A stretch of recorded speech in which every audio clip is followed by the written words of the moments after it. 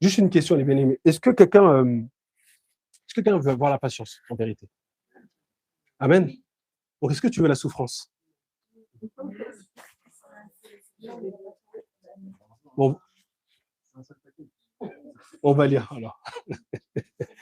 Souvent, on veut être patient, mais on ne veut pas la souffrance. Donc, Jacques 1, verset 2 à 4. Jacques 1, verset 2 à 4. Mes frères, regardez comme un sujet de joie complète les diverses épreuves auxquelles vous pouvez être exposés, sachant Ouais. que l'épreuve de votre foi produit la patience. Mmh.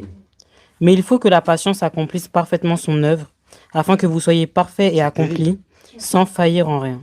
Waouh! Vous vous rendez compte?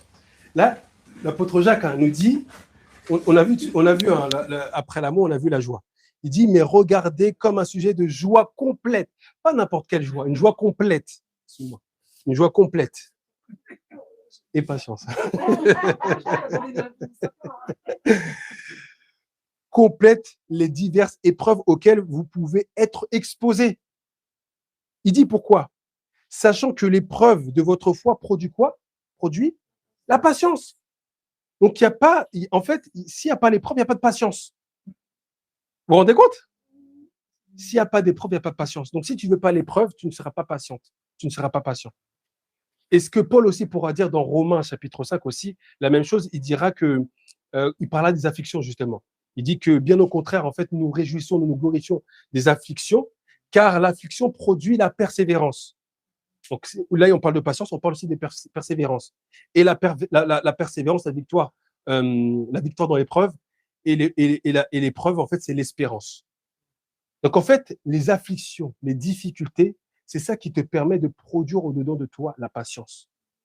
Donc si tu ne veux pas les afflictions, et encore une fois, dès que je dis ne pas vouloir, c'est pas les chercher, comme on l'a dit, comme la sœur a pu le dire, c'est pas chercher les problèmes, c'est de dire Seigneur, je me laisse guider. S'il y a des problèmes, s'il y a des afflictions qui ne sont pas causées par rapport à tes actes, gloire à Dieu. Tu te réjouis parce que tu sais que ça va produire en toi la patience.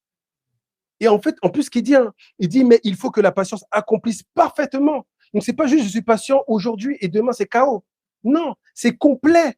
Donc, c'est patient de manière persévérante, de manière constante. C'est-à-dire, des fois, on peut être patient là aujourd'hui parce que tout va bien.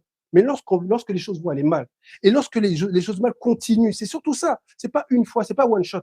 C'est tout le temps. Tu te dis, mais comment ça se fait dans ma famille? Je comprends pas. C'est terrible, en fait. Il y a toujours des choses bizarres, en fait. Tu comprends pas, en fait. Le Seigneur attend de toi que tu sois patient. Et il dit, hein,